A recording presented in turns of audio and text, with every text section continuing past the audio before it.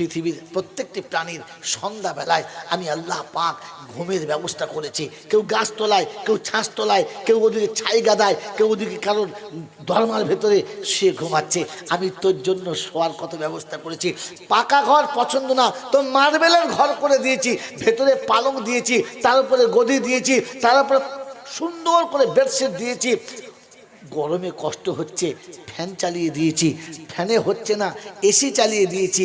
শীতকালে কষ্ট হবে, তাই ক্যাঁতাকানি টানাটানি করতে হবে না, দামি দামি ব্ল্যাঙ্কেটের ব্যবস্থা করেছি।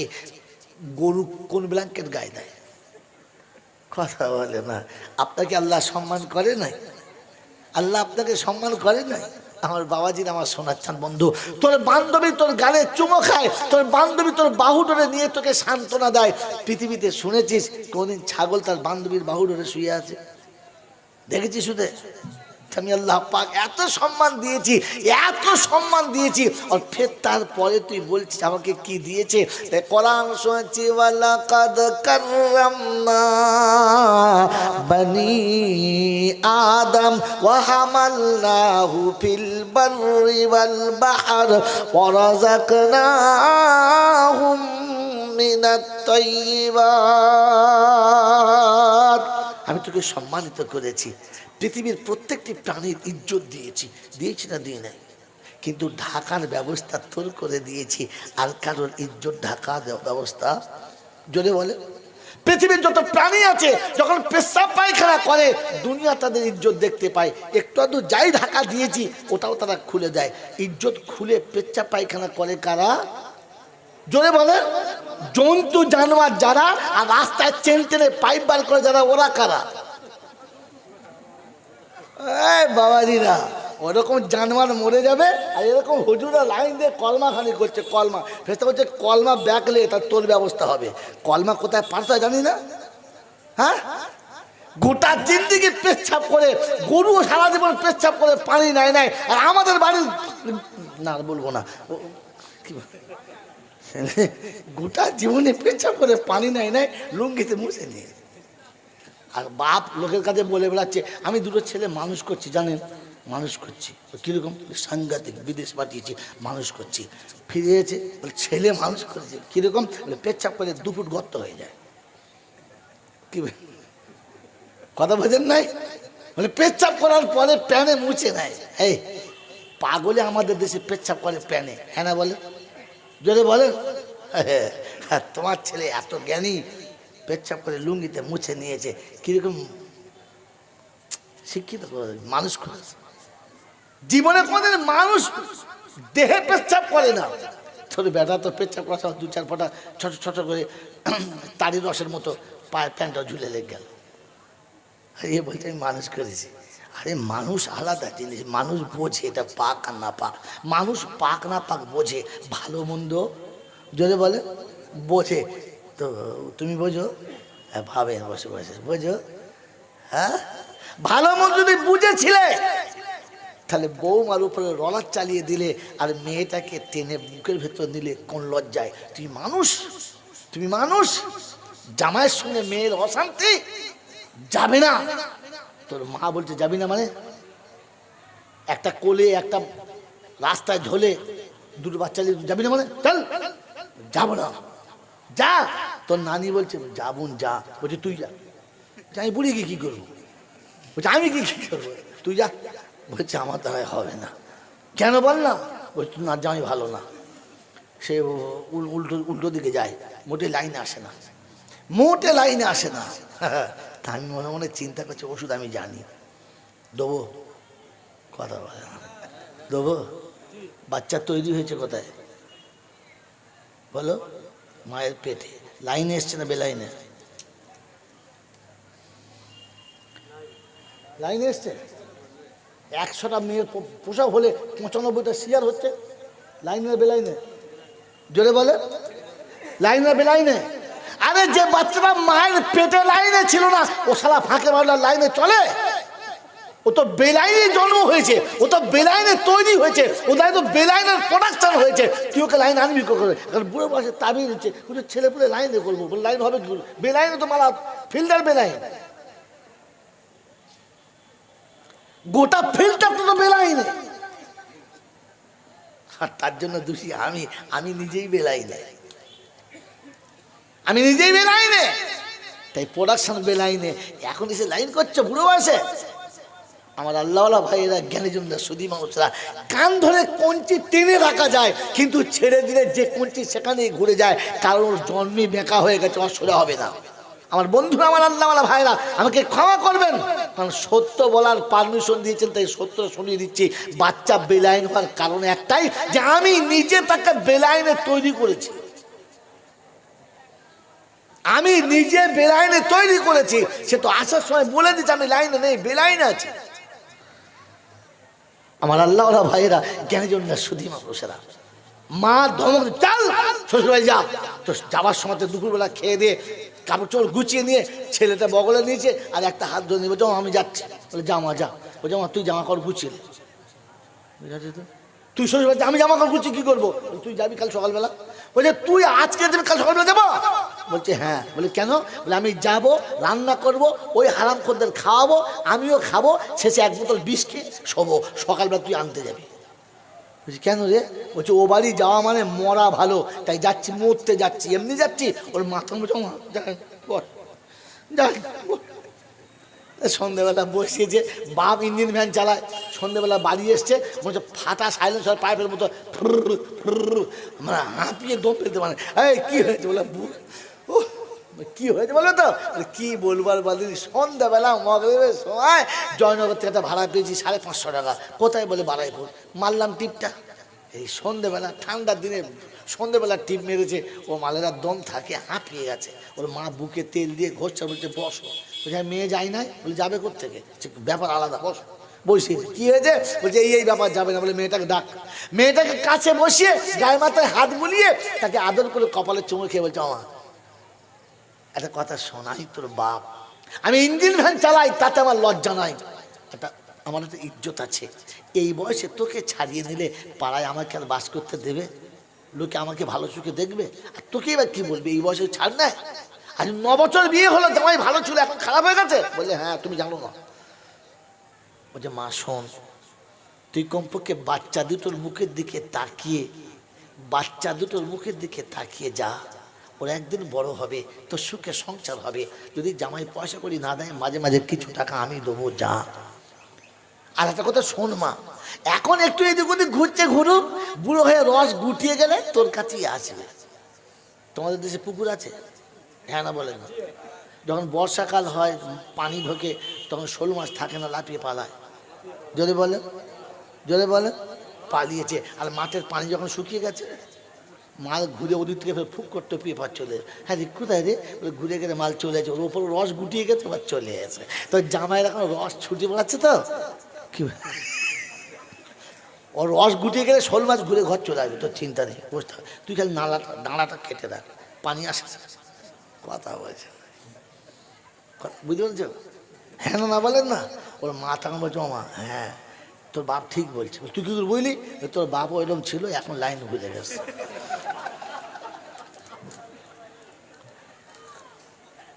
বাবাজিরা, সোনারা, লালেরা, জ্ঞানীজনরা, সুধী মানুষেরা হাসলেন তো? আপনি পরেরটা ভাববেন না? মেরে মহতম দোস্তর বোঝান আল্লাহওয়ালা ভাইয়েরা, জ্ঞানীজনরা, সুধী মানুষেরা, মেয়ে বুঝেছে বাপ যখন এরকম ছিল, মা যখন বলছে তাহলে চলে যাওয়াই ভালো। সকালবেলা চলে গেছে, 6 মাস বাদে ফোন করছে, আমার কেমন আছে? না মা ভালো আছি, সব ঠিক হয়ে গেছে। কথা বলতে বলেন নাই? বাপ খুশি, মা খুশি। কিন্তু ছেলের বিয়ে দিয়ে বউ এনেছো, তারও 2টো বাচ্চা, তাও 2টো বাচ্চা। একটা বাচ্চার বয়স 8 বছর, একটার বয়স 4 বছর। এখন দুজনের ঝগড়া, দুজনের ঝগড়া। সন্ধ্যেবেলা মগরিবের নামাজ পড়ে বসেছে, এমন ঝগড়া হচ্ছে যে মনে হচ্ছে কাক কোকিলে পায়ে আর থাকবে না। তো বেচারা নামাজি মানুষ আর দোয়া করছে, আল্লাহ এমন অজাতের বাচ্চা নিয়ে এলো, এরকম চিল্লাচিল্লি করলে ঘরে আর বরকত হয়, কি করা যায়? যাক, সন্ধ্যাটা কেটেছে, ভোরবেলা ফের চিল্লাচিল্লি চলছে। তো চিন্তা করছে, না এ আগাছা কুগাছা রাখা যাবে না, তাড়িয়ে দিতে হবে। কথা বলেন নাই? তাড়িয়ে দিতে হবে। একবারও জিজ্ঞাসা করে নাই ঝগড়াটার কারণ কি। শুধু মেয়েটা চিল্লেছে এটাই দোষ? তোমার ছেলে সন্ধ্যাবেলায় বাড়ি আসে না, রাত্রি 11টার পরে বাড়ি এসছে, জিজ্ঞাসা করছে কোথায় ছিলে তুমি? বাচ্চারা খেয়ে দিয়ে শুয়েছে, আমি রান্না করে তোমার জন্য বসে আছি, দুজন একসঙ্গে খাবো, সব ঠান্ডা হয়ে গেল, কোথায় ছিলে? এই তুই জমিদার বাচ্চা, তুই কৈফিয়ত দেবে নাকি? আমি কোথায় তো কৈফিয়ত দিতে হবে? কত বড় ছোট লোক বলো তো, কত বড় ছোট লোকে। বিবি সে তো জিজ্ঞাসা করার অধিকার রাখে, তো ভালোবেসে তো বললেই হয়, বলবে কোন লজ্জায়? ও তো ছিল সেই মদনের নানির গাছ। কথা বলেন নাই, সত্য তো বলার কল নেই। সকালবেলা ঘুম থেকে উঠে ব্রাশ করতে করতে চলে যাচ্ছে, কোথায় যাচ্ছ? চা খাবে না? না খাবো না। কোথায় খাবে? মদনের নানির দোকানে। সে মদনের নানির দোকানে একটা বিস্কুট, এক কাপ চা, ও তো 15 টাকা 20 টাকা যাবে। বলি হ্যাঁ যাক, যাবে। তোর বাপ 20 টাকা? বলছে শোনো, গরিবের সংসারে 15 টাকা থাকলে দুদিন আমাদের বাড়ির সবার চা খাওয়া হবে, বাড়িতে চা খাও। না খাবো না। বলছে ও, আমার হাতের চা ভালো নয়, মদনের নানির চাটা ভালো। কথা বোঝেন নাই? কারণ মদনের নানি চা করলে সুন্দরবন দেখা যায়, ব্লাউজ আছে, হ্যান্ডেল নাই, হাত তুললে বুঝে দাও। ও মাল ওখানে গেছে সুন্দরবনে চা খেতে, বাড়িতে খাই নাই। বউর দোষ না বেটার দোষ? জোরে বলেন। তোর ছাগলটা যে ভালো না, খবর নিলে না, খালি পরের মেয়ে দোষ দিলি। কমপক্ষে তোর ছেলেকে ডেকে বলা দরকার ছিল, এই কি ব্যাপার রে, তোমার বউ ভালো না, কি হয়েছে বল না, ওকে তাড়াবো তবে ছাড়বো না। শোন সোজা বল কি হয়েছে? একবারও বললে না, একবারও বললে না। আমার বন্ধু, পরের মেয়েটি মনে দুঃখে বলে ফেলেছে, এই পাপের সংসারে আর থাকবো না, এই জাহান্নাম থেকে আমি চলে যাব। শ্বশুর শুনে মনে মনে করছে ভালোই হবে, চলে যাক, পাপ ঘুচে যাবে। এই বন্ধু, তুমি সত্যি মুসলমানের বাচ্চা হও, রক্ত মুসলমানের তোমার দেহে থাকে, তুমি যদি ঈমানওয়ালা ঘরের সন্তান হও, তাহলে বিচার তোমার হাতে দিচ্ছি, তুমি তুলে নাও। বন্ধু, আপনার বৌমা যখন চলে যাচ্ছিল, আপনি কাছে গিয়ে বলেছেন, হ্যাঁ মা এখানে থাকবি না? বললে না। বলে ঠিক আছে বস। ছেলেকে গিয়ে বল, ছেলেকে গিয়ে বল তুই কোথায় যাচ্ছিস? বলে আমি বাইরে যাচ্ছি। বলে যা। তো বলছে ও মা তুই চলে যাবি? বলে যাবো না, এই এই জাহান্নামে কেউ থাকে? বলছে ঠিক বলেছিস মা, যা জাহান্নামে থাকলে চলে যা। তা আমার এই ছোট দাদু ভাই দুটো বলছে আমি যেখানে থাকবো না, ওই জাহান্নামে এই বাচ্চাদেরও যদি বলে রাখবো না। বলছে মা এটাও ঠিক বলেছিস, তো একটা কথা বলবো মা? বলে কি? বলে তুই যখন এই জাহান্নাম থেকে চলে যাবি, তোর বাচ্চাদের নিয়ে যাবি, কবে মা মরে গেছে জানি না, এই 9 বছর থেকে মা মা বলে ডাকি। হ্যাঁ মা, এই বুড়ো ছেলেটা নিয়ে যাবি না? এই বুড়ো ছেলেটা নিয়ে যাবি না? তো পাশ থেকে ছেলে বলছ আমার থেকে তোমার বউ প্রীতি বেশি, রে হারাম কর, চপ নেমো খালাম কোথাকার। প্রয়োজন হলে তোকে ঘর থেকে তাড়াবো, বৌমাকে তাড়াবো না। বলে কেন, এত প্রীত কিসের? বলে শোন, কালকে তুই তাড়িয়ে দিবি, বউটা চলে যাবে, ওর যৌবনের আগুন ঠান্ডা করতে রাখাল বাগাল জাত অজাত দেখবে না, তার সাথে চলে যাবে, সে আরামে রাত কাটাবে। আমার ছোট্ট ছোট্ট দাদু ভাই দুটো যে সকালে ঘুম থেকে উঠে আমাকে ছুটে গিয়ে গলা জড়িয়ে ধরে ডেকে বলে, ও দাদু চা খাবে না? আসো, মা ডাকছে আসো। আমাকে বিছানা থেকে তুলে হাত ধরে ডাকে, আমাকে আদর করে পাশে বসিয়ে নিজে চা খাওয়ায়, আমার হাত থেকে একটু পড়ে গেলে তুলে দেয়। আমি শীতকালে কষ্ট পেলে আমার পায়ে হাত থেকে বলে, দাদু পাটা টিপে দেবো? ও টিপতে পারে না, কিন্তু যে কথাটা বলে আমার কলিজা ঠান্ডা হয়, ব্যথা মরে যায়। এই নেমো খারাপ, কাল যখন বউ চলে যাবে, বাচ্চা দুটো চলে যাবে, সকালে ঘুম থেকে উঠে আমার ছোট্ট দাদু ভাই দুটো এতিমের বাচ্চার মতো রাস্তায় দাঁড়িয়ে, ভিখিরির বাচ্চার মতো দাঁড়িয়ে থাকবে, পরনে প্যান্ট থাকবে না, সময়ে দুপুরটা খেতে পাবে না, কখনো রাতে শোয়ার বিছানা পাবে আর কখনো পাবে না। আমার কলিজার টুকরো দুটো কুকুর বিড়ালের মতো লোককে দরজায় ঘুরবে, আর আমি দাদু বেঁচে থাকতে তাকিয়ে দেখবো। এটা আমার দ্বারা সম্ভব নয়। তোর মতো নেমো খারাপ সন্তানকে তাড়াতে পারি, তবু আমি আমার কলিজার টুকরা দাদু ভাইকে তাড়াতে পারি না, যে আমার কোলের কাছে বসে আমার গলা জড়িয়ে ধরে ডাকে, দাদু ভাই দাদু ভাই তুমি উঠবে না? আমার এই ডাকটা কে বলবে? আমার বন্ধুরা, আমার আল্লাহ ভাইরা ছেলেকে ধমক দিয়ে বউকে বলেন, মা তুই যাচ্ছিস যা, কমপক্ষে আমাকে মা বলে ডাকার ব্যবস্থা করে দিয়ে যা। আমি রোজ সকালে বলতাম মা একটু গরম পানি করে দে, রোজ সন্ধ্যায় বলতাম মা কষ্ট হচ্ছে একটু লাল চা করে দে। এবার কাকে মা বলে ডাকবো ওটা বলে দে, তারপর চলে যাবি, আর কিচ্ছু বলবো না। ওটা যদি কোনো রকম মুচির বাচ্চা হতো, ছোট লোকের বাচ্চা হতো, তো এই বউটার চোখে পানি আসতো, আর আস্তে করে কাছে গিয়ে বলতো আব্বা মনে করেছিলাম চলে যাব, আপনাকে ফেলে আর কোনো দিন যাবো না। ওদিন বউকে শাশুড় শ্বশুর বাপের মতো কোলে নিত, আর শ্বশুরকে বৌমা আব্বা বলে বুকে নিত। সান্ত্বনা পেয়ে দুনিয়াটা শান্তির হতো। বোঝাতো, ছেলেকে বোঝানো দরকার ছিল, শোন বাড়ির মেয়ে ছেলে মরে গেলে তার কচি কচি বাচ্চাগুলো মানুষ করতে বাউরি বাগদির মেয়ে ঘরে রাখে, কাজের মেয়ে ঘরে রেখে বাচ্চা মানুষ করে। আমি আমার কলিজার টুকরা মানুষ করতে তার মাকে রেখেছি, আমার বৌমাকে রেখেছি। এর থেকে বেশি কিছু বলার তোর কাছে নেই, তোর হয়ে চলে যা। বন্ধু, আল্লাহ পাকের দরবারে আপনার নামটা ইমানদারের খাতায় হতো। সত্য কথা বলেন না, আমি আর আপনি বিচারের খাতাতে তুলেছি না তুলে নাই? আল্লাহকে বিশ্বাস করেন বললেন কি করে? আল্লাহকে বিশ্বাস করেন বললেন কি করে? বিচারটা করলেন কি করে? আমার বন্ধুরা, আমার আল্লাহরা ভাইরা, জ্ঞানীজনরা, সুধী মানুষরা, আমার সোনামণি মায়েরা বোনেরা, এটা ভাবলে মানুষ, না ভাবলে আমিও একটা জানোয়ার। কারণ জানোয়ার কোনদিন ভাবে না কি বললাম আর কি করলাম। জানোয়ার যখন খায় তখন ভাবে না কি খাচ্ছি আর কার খাচ্ছি। আমিও যখন খাই তখন ভাবি না কি খাচ্ছি আর কার খাচ্ছি। এটা খাওয়ার পরে খাওয়াটা জায়েজ হবে কি হবে না। জন্তু জানোয়ারে ভাবে না, আমিও ভাবি না। জন্তু জানোয়ার সকাল হলে ঘুম থেকে উঠে গলার দড়িটা খুলে গেলে ও সঙ্গে সঙ্গে খাবারের তালাশে যায়, বৈধ অবৈধ বোঝে না। আর সকালের ঘুম থেকে বিছানা থেকে উঠে আমিও কামাতে চলে যাই, বৈধ অবৈধ কিছু বোঝে না, শুধু পয়সা পেলেই হয়। ইমানদারের জন্য কথা ছিল, ইশাক নামাজি ইমাম সাহেব নিজে পড়েছিল আপনাদেরকে, ওয়াইদা রাও তিজারাতানা লাহওয়ালিন ফাদু ইলাইহা ওয়া তারাকুকা কাইমা। ইমানদার তো সে অন্যায় ব্যবসা থেকে দাঁড়াবে, যে অন্যায় পথ থেকে দাঁড়াবে, যে আর ভাববে আমার আল্লাহ এর থেকে ভালো দেবে, ওটা ছেড়ে চলে আসবে। আমি ছেড়ে আসবো না, লাইন দেবো।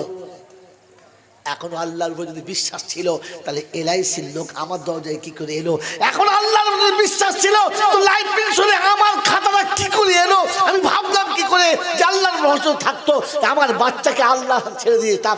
আমি মরে যাবার সময় ছেলেগুলো লাইফ ইন্স্যুরেন্স মালিকের হাতে ছেড়ে দিয়ে গেছি। হ্যাঁ না, আমার বউকে বলেছি আমি মরে গেলে তোর ভয় নেই, তোর আর একটা স্বামী আছে, তার নাম হচ্ছে লাইফ ইন্স্যুরেন্স অফিসার, প্রতিদিন আলিবার তোকে দেখা করবে। বাকিটা বললাম না, বুঝলাম।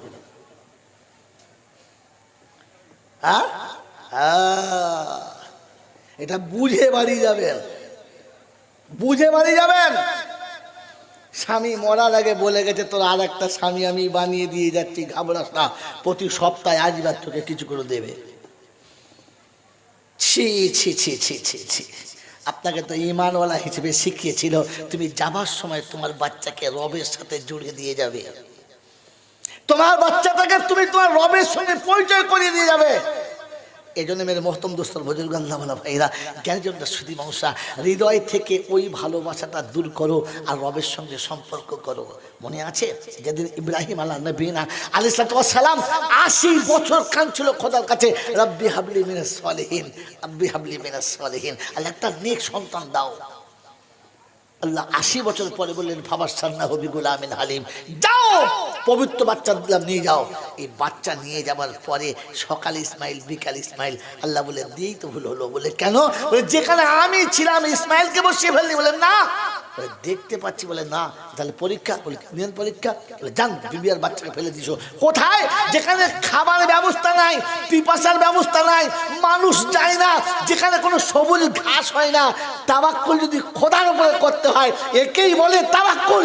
যেখানে মানুষ যাওয়া আসা রাস্তা নেই, যেখানে সবুজ কোনো বৃক্ষ নেই, যেখানে পান করার পানি নেই, খাবারের কোনো ব্যবস্থা নেই, ওরকম জায়গাতে বিবি আর বাচ্চাকে নামিয়ে দিয়ে চলে এসো। ইব্রাহিম নামিয়েছে, আর নামিয়ে দিয়ে যখন চলে আসছে তো হাজেরা জিজ্ঞাসা করছে, স্বামী আমার অপরাধটা জানতে পারি আমি? কোনো কথা বললেন না।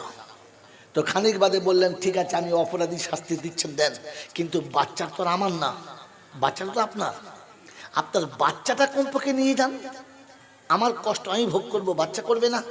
কোনো জবাব দিলেন না, কারণ জবাব দিলে ইব্রাহিম নবী কেঁদে ফেলতেন, আর কাঁদলে পরীক্ষায় ফেল করে যেতেন। ভেতরটা ফেটে চৌচির হয়ে গেছে, শুধু জবানটা বন্ধ আছে, অনেকটা দূরে চলে গেছে। তো বলছি ইব্রাহিম একটা কথা, শেষ কথা বলে কি, তুমি নিজে রেখে যাচ্ছ না রব বলেছে? তো ইব্রাহিম নবী সেদিন ইশারা করে বলেছিল রব বলেছে, আমি না। হাজেরা শুনিয়েছে, যদি রব বলে থাকে আপনি চলে যান, আপনার দরকার লাগবে। একে বলে তাওয়াক্কুল, একে বলে তাওয়াক্কুল। কিন্তু বাচ্চার বিবি পড়ে আছে, যাচ্চার ঘুরে ঘুরে দেখছে, পাহাড় টপকে ওপারে চলে গেছে, চোখের আড়াল হয়ে গেছে, বিবি চোখের সামনে নেই, বাচ্চা নেই। 2 রাকাত নামাজ পড়ে আল্লাহর কাছে হাত তুলেছে, আল্লাহ আমি আমার কথা রেখেছি, এবার কিন্তু তোকে আমার কথা রাখতে হবে। আমি তোর কথা রেখেছি, এবার আমার কথা তোকে রাখতে হবে। বললে বল, কি বলবি বল। তো সেদিন ইব্রাহিম নবী দোয়া করতে, রব্বানা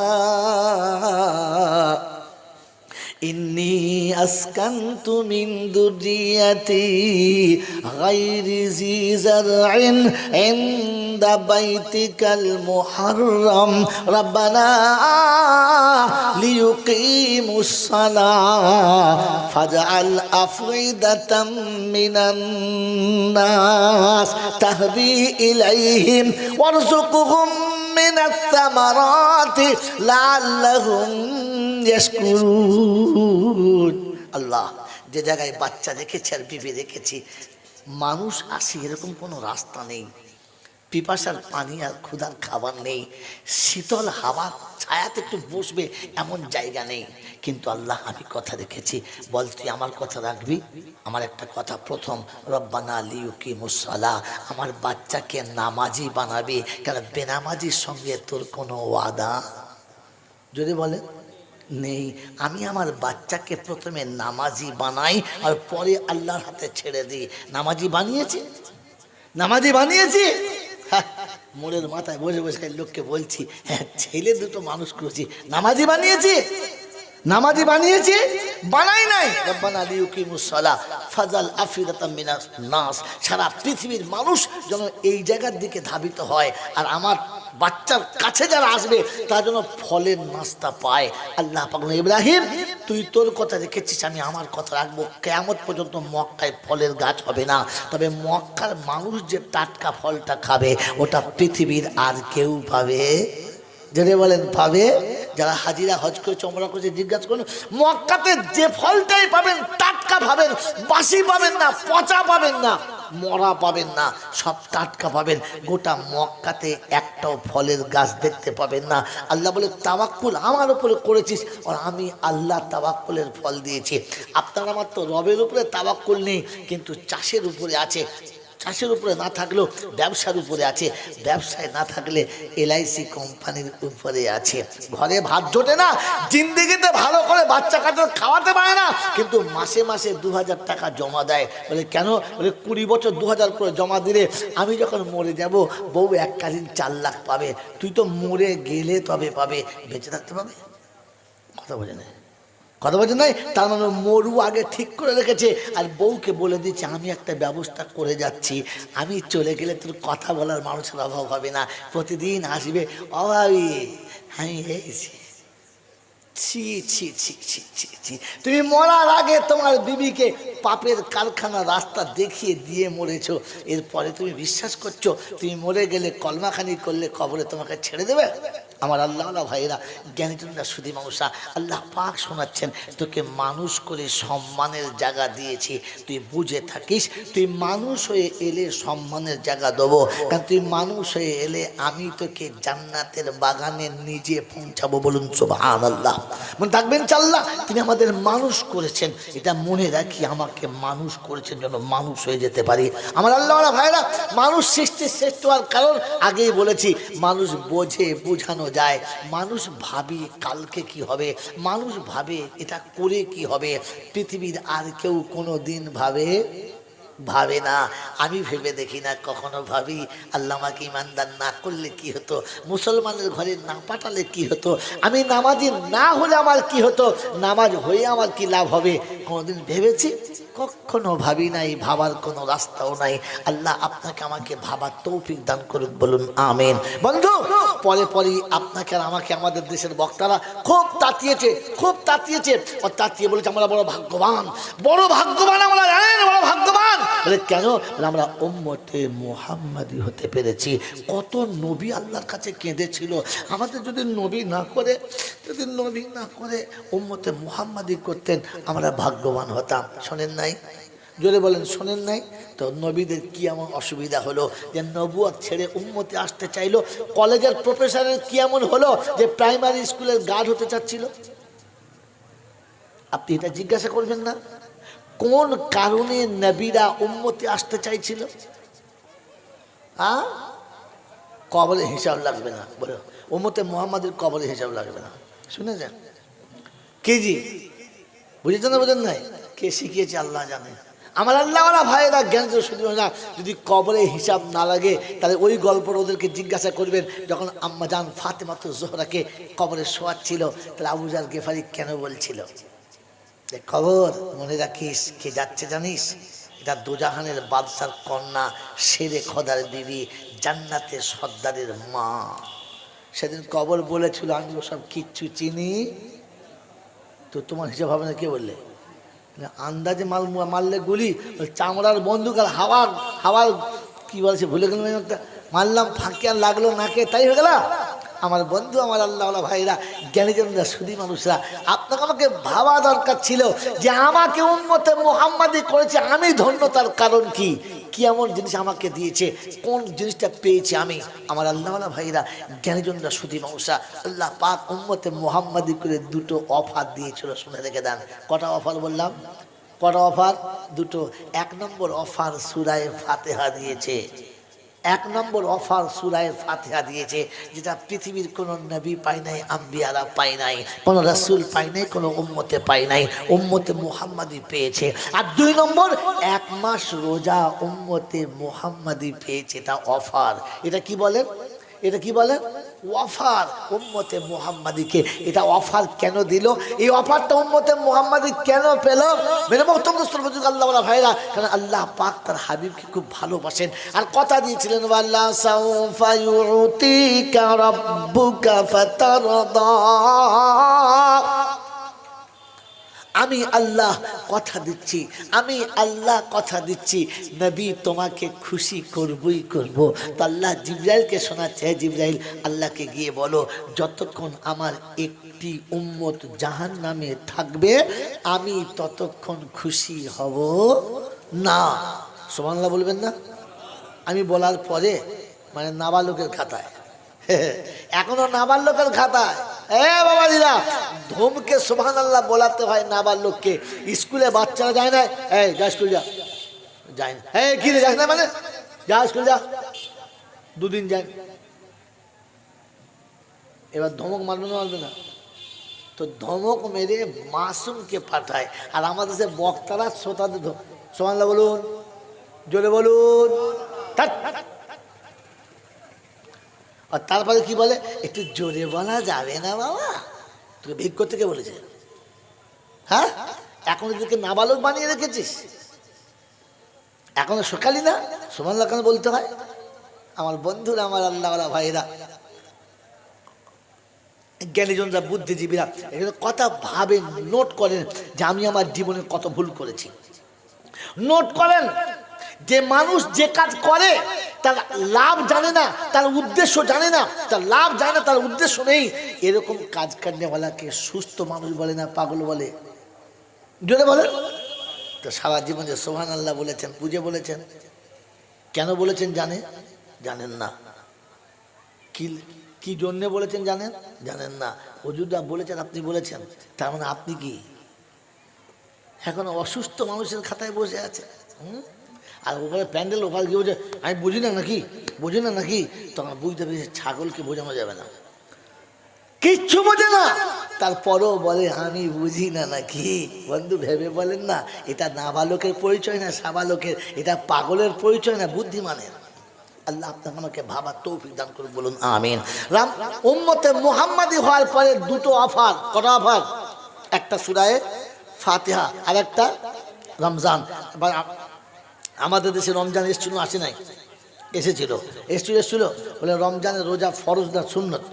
তাড়াতাড়ি বলে টাইম শেষ হয়ে গেছে, 12টা বেজে গেলে আপনারও বাজবে আমারও বাজবে, আর এখান থেকে বর্ধমান যেতে হবে। এমনিতে আমি মানসিকভাবে ভেঙে আছি, কারণ বাড়িতে একজন মারা গেছে, সবাই ওখানে চিন্তিত কখন ফিরবেন। ঠিক যাচ্ছে, কিন্তু ওয়াদা রেখে তবে যাব। বলেন সত্য কথা বলেন, বলেন রমজান এসেছিল, হ্যাঁ না না? তাকে বিদায় দিয়েছি, হ্যাঁ না না? বিদায় দিয়েছি না তাড়িয়ে দিয়েছি? জোরে বলেন।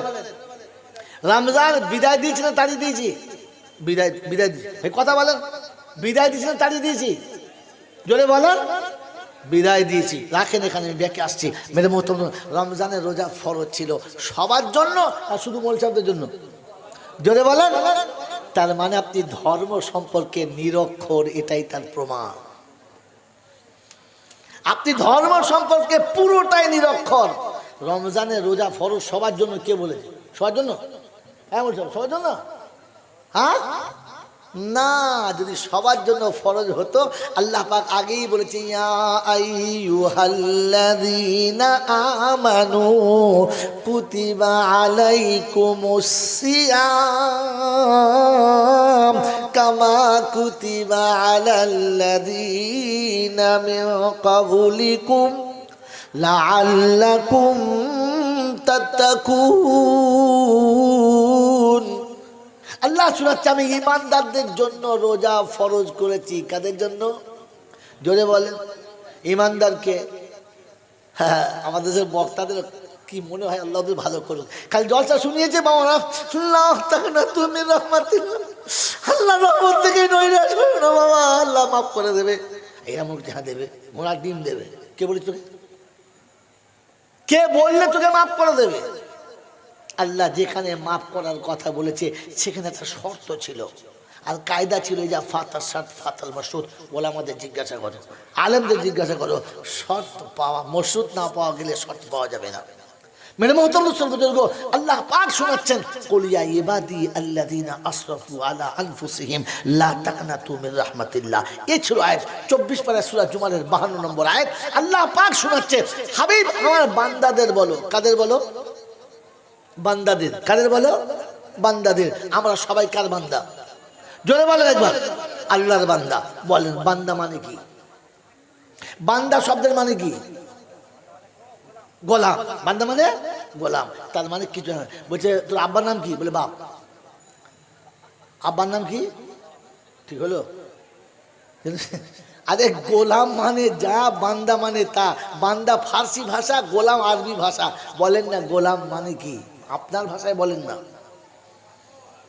জোরে বলেন। চাকর গোলাম না, গোলাম সে যার গোটা দেহটা বিক্রি হয়ে গেছে। চাকর বিক্রি হয়ে গেছে? চাকর যদি বিক্রি হয়ে গেল তো 4টের সময় চলে গেছে, আটকাতে পারলেন না কেন? চাকর যদি বিক্রি হয়ে গেল তো যখন খুশি আসবে, যখন খুশি যাবে, আপনি আটকাতে পারলেন না কেন? গোলাম তো সে যার মাথা চুল থেকে নখ পর্যন্ত বিক্রি হয়ে গেছে। হ্যাঁ না না? জোরে বলেন হ্যাঁ না না? বাবাজিরা, জলসা সারা জীবন শুনেছেন, ব্যাক করেন একটু। আমি বলেছিলাম প্রথমে ব্যাক করেন কথাগুলোকে। মেরে মতো গোলাম সে মালিকের কথার উপরে কৃতজ্ঞ, যে মালিকের কথার উপরে কৃতজ্ঞ, যে গোলাম মানে হলো কৃতদাস। গোলাম মানে কি? কৃতদাস। তাহলে মালিকের কথার উপরে কৃতজ্ঞ যারা, কৃতদাস তারা। আমি কৃতজ্ঞ? এবারে ভাবি বসে বসে আমি কৃতজ্ঞ কিনা। আমার বন্ধু, আমার বিবি আমার সংসারে থাকে, আমার কৃতদাস না। আমার কাজের বাড়িতে দুটো কাজের মেয়ে আছে, বলে আমার কৃতদাস না। আমার দোকানে দুটো সেলসম্যান আছে, কৃতদাস না। আমার কারখানায় দুটো ম্যানেজার আছে, তারা আমার কৃতদাস না। কৃতদাস? জয়বান কৃতদাস না। কিন্তু আমার ম্যানেজার, আমার সেলসম্যান, আমার কাজের মানুষ, আমার বাড়ির বিবি যে কোনো কাজ করে আমাকে জিজ্ঞাসা করে করে, জিজ্ঞাসা না করে করে না। আমি যেটা বলবো সেটা করে, উল্টোটা করবে। যদি বলেন তারা আমার কৃতজ্ঞ, কৃতদাস না, ওরা আমার গোলাম না। তবু তারা জানে আমাদের একটা মালিক আছে, মালিকের কথার উপরে চলে, মালিক যা বলে তাই করে, মালিককে জিজ্ঞাসা করে করে। আপনাদের গ্রামের নাম কি? খইয়া মারা লোকেদের পায়ে হাত থেকে বলছে, পায়ে হাত থেকে সত্য কথা বলবেন। একজন বলেন যে জিন্দিগির কোন আমলটা করার সময় রবের কাছে জিজ্ঞাসা করেছেন? কারণ আপনি তো জানেন আমার একজন রব আছে, মালিক আছে, আমি একজনের গোলাম। জীবনে কোন কাজটা আল্লাহকে জিজ্ঞাসা করে করেছেন? কোন কাজটা আল্লাহকে জিজ্ঞাসা করে করেছেন? জীবনে একটিও কাজ আল্লাহকে জিজ্ঞাসা করে করলেন না, মোড়ের মাথায় পান খেয়ে লোককে বলে দিলেন আমি আল্লাহর গোলাম। চিটিংবাজ কোথাকার। একথা বলার আগে তোমাকে ভাবা দরকার ছিল, একথা বলার আগে বোঝা দরকার ছিল গোলাম কাকে বলে, বান্দা কাকে বলে।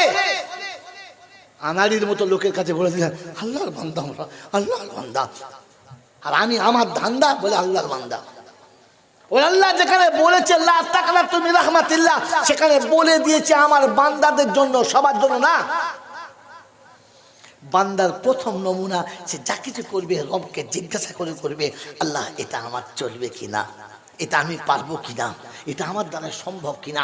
তুই অপারগ হলে খোদায়ে পাক নিজে বলেছে আমার কাছে দোয়া করবি, রব্বানা লা তুআখিযনা ইন নাসিনা ওয়া আখতানা। তুই আমার কাছে দোয়া করবি, রব্বানা ওয়ালা তুহাম্মিলনা মা লা তাকাতা লানা বি ওয়া'ফু আন্না ওয়াগফির লানা। আল্লাহ যেটা পারবো না সেটা আমাকে দিস না, তুই আমার কাছে বলবি। বলেছিস কোনদিন? বলেছিস কোনদিন? জিজ্ঞাসা করে তো বলবে কোন লজ্জায়? আর খালি ওরা জলটা শুনে রেখে দিয়েছে, আল্লাহ বলেছে মাফ করে দেবো, ফেরেশতা বলছে মৌলবি তোকেও ধুনে দেবো, তোর জাতকে ধুনে দেবো। একদম বোকা কথাকার। আমার কাছে রহমতের ক্ষমা চাওয়ার জন্য বান্দা হওয়া শর্ত ছিল। কি শর্ত ছিল?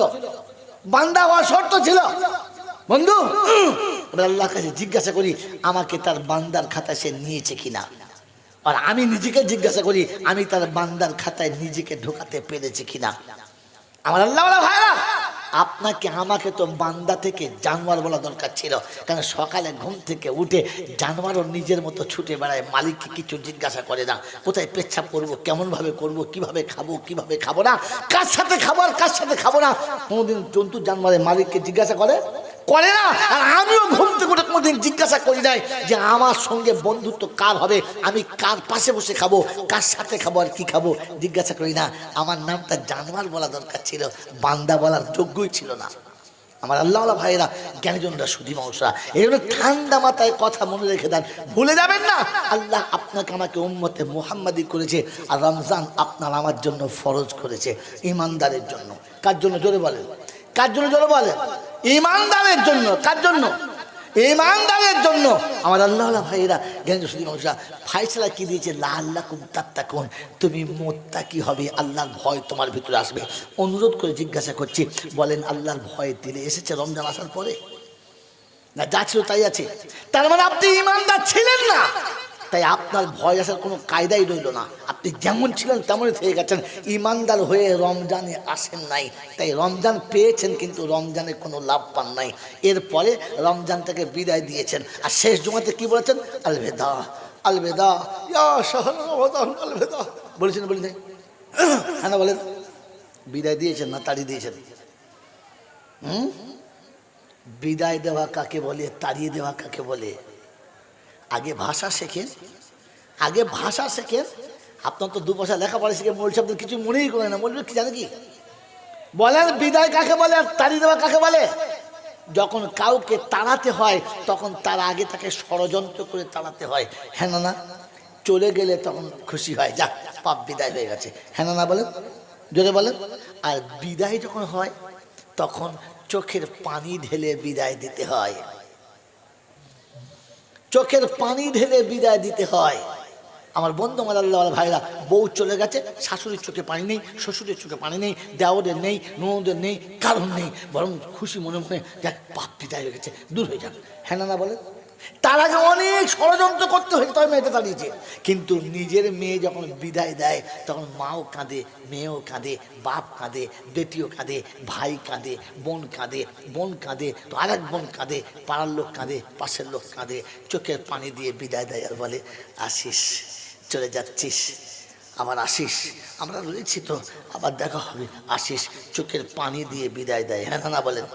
বলেন আপনাদের কাছে অনুরোধ, রমজান যাবার সময় বিদায় দিয়েছি না তাড়িয়ে দিয়েছি? সকালবেলা উঠে নতুন কাপড় পরে ফুর্তি মানিয়েছি, সালাকে তাড়িয়েছি। ঈদের দিন সকালবেলা যা বিড়ি টেনেছে, ফেরেশতা বলছে আল্লাহ এই দেখো অবস্থা দেখো। আরে এক সপ্তাহ বিড়ি খেলে মুখে গন্ধ থাকে, তাড়ি খেলে 2 ঘন্টা গন্ধ থাকে, ওরে মদ খেলে মাতালকে 2 ঘন্টা গন্ধ থাকে, থাকে না? রমজানের রোজা 30 দিন ছিল, 30 দিন চলে যাবার পরে ফজরের নামাজ কাজা হলো। হ্যাঁ, ঈদের দিনে ফজরের নামাজ কাজা হলো। ঈদের নামাজ তো বেশ জুত করে পড়লে জোহরের নামাজে জামাত হয়েছিল না ইমাম সাহেবকে ভাবতে হচ্ছিল? হ্যাঁ, তার মানে মাতালের থেকেও তো আপনি খারাপ। হ্যাঁ, একটু বন্ধ থাকা দরকার ছিল, 24 ঘন্টা থাকা দরকার ছিল। থাকবে কি করে? আপনি তো রমজানে যান নাই, রমজান আপনাদের বাড়িতে ঢুকে পড়েছিল। হ্যাঁ না বলেন? আমার আল্লাহ ভাইরা খালি চিন্তা করছিল কখন যাবে, লিয়ায় সময় লিয়ায়, লাচ্চা লিয়ায়, গরম মশলা, দুধ, 4টে নারকেল লিয়ায়, নারকেল ফাটিয়ে যে তোকে তাড়াবো সকালে তোকে দেখবে। হ্যাঁ বলেন? রমজান তো তাড়িয়ে দিয়েছেন, কে বলে বিদায় দিয়েছেন? রমজান যদি বিদায় দিতেন তাহলে যেদিন সকালবেলা ঈদ হচ্ছিল ওই দিন মাগরিবের নামাজের পরে আপনার চোখে পানি থাকা দরকার ছিল। হে রমজান, আলবিদা, রমজান চলে যাচ্ছ, বিদায় নিচ্ছ। আমি যে বড় গুনহেগার, 10টা দিন রহমতে ছিল, নিতে পারলাম না। 10টা দিন মাগফিরাতে ছিল, নিতে পারলাম না। 10টা দিন নাজাতে ছিল, নিতে পারলাম না। আজ চলে যাচ্ছ, তাই যাবার সময় কমপক্ষে কিছু দিয়ে যাও। আমরা হতভাগা চাইতে পারি নাই, না চাওয়াতে কিছু দিয়ে যাও। সবটা নিয়ে যেও না, কিছুটা দিয়ে যাও। ও রমজান, তুমি চলে গেলে নফল আর ফরজ হবে না। তুমি চলে গেলে ফরজটা 70টা ফরজ হবে না। তুমি চলে গেলে আর সেহেরিতে কেউ ডাকবে না। সেহেরির ওসিলাতে 2 রাকাত তাহাজ্জুদ হচ্ছিল, ওটাও আর হবে না। তুমি চলে গেলে মাগরিবের সময়তে নিয়ামতে খোদা সামনে নিয়ে আল্লাহর দরবারে হাত তুলে আর কেউ কাঁদবে না। রমজান, তুমি চলে যাচ্ছ, তুমি চলে যাচ্ছ, আবার আসবে তো, আবার তোমার সঙ্গে দেখা হবে তো। তুমি এসে আমাকে বলবে তো যে রমজান আমি এসেছি, কারণ আমি হতভাগা দিতে পারলাম না। ওরে পৃথিবীর মানুষ যখন কোনো অফার পায়, সুযোগ পায় যে 30-31 তারিখে যদি কেউ গাড়ি কেনে তো তাকে 5,000 টাকা ছাড় দেবে, তো মানুষ ঘরের সম্পত্তি বেচে কেনে। যখন শোনে যে 1 জানুয়ারি থেকে 7 জানুয়ারি পর্যন্ত 7 দিন অফার থাকবে, যদি কেউ ঘড়ি কেনে আংটি ফ্রিতে দেবে, তো লোক ইচ্ছা করে ঘর থেকে টাকা দিয়ে কেনে। তুমি তো 30টি দিন আমাকে অফার দিয়েছিলে। তুমি 2 দিন 1 দিন নয়, তুমি 2 দিন 1 দিন নয়, তুমি 1 সপ্তাহ 2 সপ্তাহ নয়, 30টা দিন তুমি আমাকে অফার দিয়েছিলে। আমি নিমু খারাপ খোদার নিয়ামত খেয়ে তবু নিতে পারলাম না। তুমি দরজার কাছে দাঁড়িয়েছিলে, নে না নে, আমি এনেছি নে, নিতে পারলাম না। আর যখন চলে যাচ্ছ তাহলে কমপক্ষে আমাদেরকে কিছু দিয়ে যাও। এই চোখের পানি দিয়ে রমজান যদি বিদায় হতো তাহলে বুঝতাম আপনি রমজান বিদায় দিয়েছেন। বরং সকালে ঘুম থেকে ফজরের নামাজ না পড়ে অর্ধেক বেলাতে উঠে গোসল করে নতুন জামা পরে ঈদের নামাজ পড়তে গেছো। ওই মুসলমানের ছেড়ে ঈদের দিন সকালবেলা ফজরের নামাজ পড়ে তোমার উচিত ছিল তো যে তোমার আব্বা মায়ের কবরের কাছে গিয়ে দাঁড়িয়ে বলা যে মা, সারা জীবন তুমি আমাকে ডাকতে, আব্বা আয় একটু ঈদের দিন সকালবেলা মিষ্টি খাবি আয়। আব্বা বলে আমাকে ডাকার মতো আর কেউ নেই, সবাই তার বাচ্চাকে আব্বা বলে ডাকে। আমি বসে বসে দেখেছি আমাকে কেউ আব্বা বলে ডাকে নাই, তাই তোর পায়ের কাছে এসেছি। মা, আমাকে আর আব্বা বলে কে ডাকবে, তাই তুমি আমার ডাকার ছেলে চলে এসেছো, তাই আমি তোমার কাছে চলে এসেছি। তুমি ভুলে চলে এসেছো, আমি ভুলি নাই তাই এসেছি। আমার বন্ধু, আমার আল্লাহওয়ালা ভাইরা, আব্বার কাছে গিয়ে বলো আব্বা, সবার বাচ্চাকে তার বাপ হাত ধরে নিয়ে যাচ্ছে, তোর বাচ্চা একা এতিমের মতো যাচ্ছে, তাই তোর কবরের কাছে এসে বসেছে। আমার বন্ধুরা, আমার আল্লাহওয়ালা ভাইরা, বাচ্চা যখন বাপের কবরের কাছে, মায়ের কবরের কাছে বসে কবরে হাতটা বুলায়, মায়ের আর আব্বার রুটা আল্লাহর আরশের কাছে গিয়ে বলে রব্বানা, আমার বাচ্চা ঈদের দিনে কাঁদে, আমরা যে সহ্য করতে পারছি না। আল্লাহ রাব্বুল আলামিন বলে ফেরেশতারা শুনিয়ে দাও আব্বা মাকে, ওই বাচ্চার কান্না যখন শুরু হয়েছে, ওর আব্বা মায়ের আসার আগে আমি আল্লাহ বাপ বেটা দুজনকেই ক্ষমা করে দিয়েছি, মাফ করে দিয়েছি। আমার বন্ধু, আমার আল্লাহ ভাইরা, ঈদের দিনে তো তোমাকে তোমার আব্বা মায়ের কবরের কাছে যাওয়া দরকার ছিল। আজ মুসলমানের ছেলের নমুনা, আব্বার কবরের কাছে যাবে না, ওর বাবার কবর জিয়ারত করতে যাবে। গাড়ি ভাড়া করেছে গোটা পাড়ার লোকেরা, এড়েগুলো একসঙ্গে মিলে, এড়েগুলো গাড়িগুলো একসঙ্গে, চল বাবার কবর জিয়ারত করে আসছি। খোদায় পাক বলছে কিয়ামতে হারামির আওলাদ বলে পরিচয় পাবি, কারণ যে তোকে জন্ম দিয়ে রক্ত দিয়ে তোকে মানুষ করেছে, মুখের খাবার কেটে তোকে খাইয়েছে, যে নিজের গায়ের পোশাক না কিনে তোকে কিনে দিয়েছে, যে নিজে মাটিতে শুয়েছে তোর জন্য পালং কিনে দিয়েছে, যে সারা জীবন খড়ের ঘরে বাস করে তোর জন্য বিল্ডিং করে দিয়ে চলে গেছে। অমন আব্বার কবরের কাছে গেলি না, তোর বাবার কবর চোখে পড়েছে, তোর বাবা আসলে কে, তুই কার জন্মে তৈরি হয়েছিস, কার রক্ত তোর গায়েতে বলছে, যার রক্ত তোর শরীরে ছিল তার কবরের কাছে গেলি না, তোর বাবার কবরে চাদর চাপাতে গেছিস, তোর বাবার কবরে খোঁজ চড়াতে গেছিস। কিয়ামতে হারামি বলে না পরিচয় হয়, তোর বাপ থেকে অস্বীকার না করে দেয় যেটা আমার জন্মের নয়, ওটা আমার জন্মের হলে ঈদের দিনে আমার কাছে আসতো। আমার বন্ধুরা, আমার আল্লাহওয়ালা ভাইরা, আমার জ্ঞানীজনরা, বুদ্ধিজীবীরা, এরপরে তুমি আবার দোয়া চাইছো আল্লাহর কাছে, কোন লজ্জায়, কোন লজ্জায়? রমজানকে তো বেহায়ার মতো দূর দূর করে তাড়িয়ে দিয়েছি, আর এরপরে আমরা বিদায় দিয়েছি। বিদায় দিয়েছেন আপনি, বিদায় দিলে ঈদের দিনে আপনার চোখটা পানিতে ভর্তি থাকা দরকার ছিল, আপনার চোখটা পানিতে ভরপুর থাকা দরকার ছিল। হায় রমজান তুমি চলে গেলে আমি এতিম হয়ে গেলাম, তুমি চলে গেলে আমি অসহায় হয়ে গেলাম, তুমি চলে গেলে আমি নিঃস্ব হয়ে গেলাম, তাহলে বুঝতাম যে তুমি রমজানকে বিদায় দিয়েছো। বন্ধু, বিদায় তো দাও নাই, বরং খুশি হয়েছো, চলে গেছে, বেঁচে গেছি, আর কেউ এমন করে ডাকবে না, আর আমি ঝামেলাতে পড়বো না। আমার বন্ধুরা, আমার আল্লাহওয়ালা ভাইরা, আমার জ্ঞানীজনরা, বুদ্ধিজীবীরা, আমার সোনামণি মায়েরা বোনেরা, এজন্য রমজান আপনাকে দিয়েছিল আল্লাহ মুসলমানদের জন্য। কারণ আল্লাহ শুনিয়েছে, হাবিব তোর উম্মতকে আমি জাহান্নামের আগুন থেকে বাঁচাবো, কথা দিয়েছি। বলে আল্লাহ, বলে হ্যাঁ, এই জন্যে একটা রমজান দিয়েছি, আর প্রত্যেকটি রমজানে আমি আল্লাহ ফরজকে 70 করে দিয়েছি। তাহলে এক রমজান যদি 70 হয়, তাহলে এক মাস হলে ক মাস হলো? যদি বলেন 70 মাস, ক মাস হলো? জোরে বলেন না, 70 মাস হলো। আর 70 মাস সমান কতদিন? 5 বছর 10 মাস। আল্লাহ পাক বলে তোর উম্মতের যদি ভুল বেড়ে যায় তো 5 বছরের ভুল এক রমজানে কভার করে দেবো, চলে আয়। আমি অফার দিয়েছি, একটা রমজান উম্মত হয়ে পরিচয় দিলে আমি 5 বছর 10 মাসের গুনাহ মাফ করে দেবো। বলে আল্লাহ যদি এতে না হয়, বলে কেন হবে না? বলে আল্লাহ 65 বছর বয়স ছিল, এখন 60 বছর বয়সে হতভাগার কপাল খুলেছে, 60 বছর বয়সে উম্মত হয়ে দেখা করেছে, তার আগে তো উম্মত হয়ে দেখা করে নাই। আল্লাহ তাহলে তার কি হবে? কারণ পরের বছরে তো অচল হয়ে গেছে, আর কিছুই করতে পারে নাই, এক বছরে কী করে হবে? তো আল্লাহ বলছে শোন, আমি আল্লাহ কথা দিয়েছিলাম তোকে বাঁচাবো, তাই শোন, ওই পবিত্র রমজানে একটা রাত দিয়েছি, লাইলাতুম মিন খাইরি আলফি শাহর, যে রাতটা 1000 মাসের থেকে উত্তম হবে। 1000 মাস সমান 83 বছর, 83 বছর 4 মাস হবে। তো 83 বছর 4 মাস যদি হয়, আর আগে 5 বছর 10 মাস ছিল, মোট কত হলো? 89 বছর 2 মাস। হ্যাঁ না বলেন? যদি 65 বছর বয়সে তোর উম্মত মারা যায়, আর কবরে ফেরেশতা জিজ্ঞাসা করে মান রব্বুকা, ওই হিসাবের খাতা রাখবুকা, 65 থেকে 65 মাইনাস কর, আর বাকি যেটা পাবো ওটা দিয়ে কেটে পড়। তো ফেরেশতা চিন্তা করবে, আচ্ছা ধরা খাওয়া খেয়েছি, আর আমার দ্বারাই হলো না। উম্মতকে চেয়েছিল, উম্মতকে চেয়েছিল এক রমজানে গোটা লাইফটা বাঁচিয়ে দেওয়ার, কিন্তু শর্ত ছিল উম্মত হয়ে দেখা করার। দেখা করেছি? যদি বলেন উম্মত হয়ে দেখা করেছি? একবার ভাবি, আমাকে আমার নবী উম্মত বলে পরিচয় দেবে তো? দেবে তো?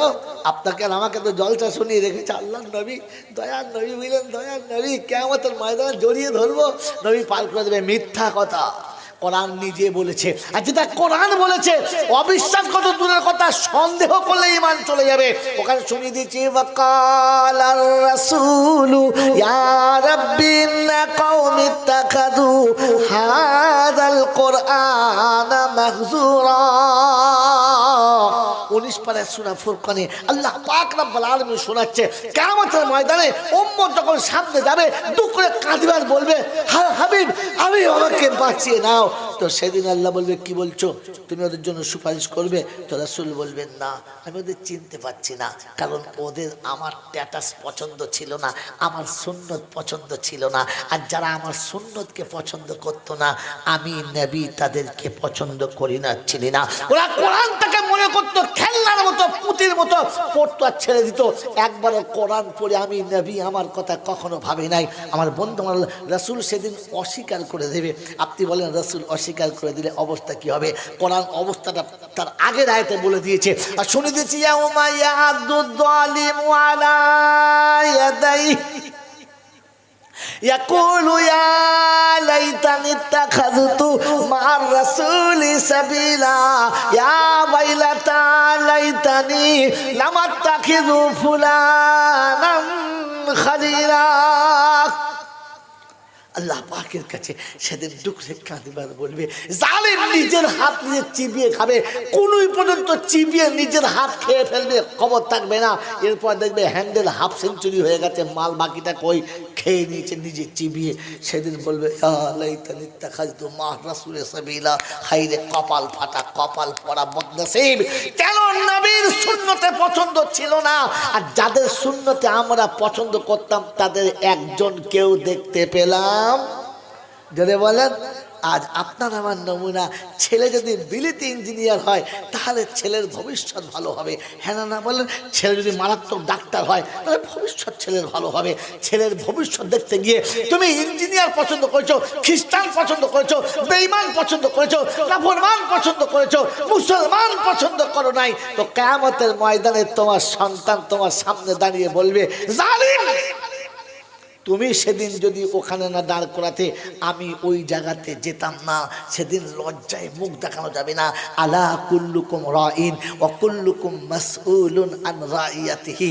তুমি সংসারের অভিভাবক, তোমার ইচ্ছার উপরে সবাই চলেছে, তুমি তোমার চলার পথটা একবার রবের সঙ্গে পরিচয় করাও নাই, তুমি তোমার রবের সঙ্গে পরিচয় করাও নাই। তুমি সন্তানকে বলো নাই যে তোর খাওয়ার মালিক আল্লাহ, আমি না, আমি তোকে তোর রবের সঙ্গে পরিচয় করিয়ে দিচ্ছি, তো যা দরকার ওখান থেকে চেয়ে নিবি, আমার কাছে চাইবি না।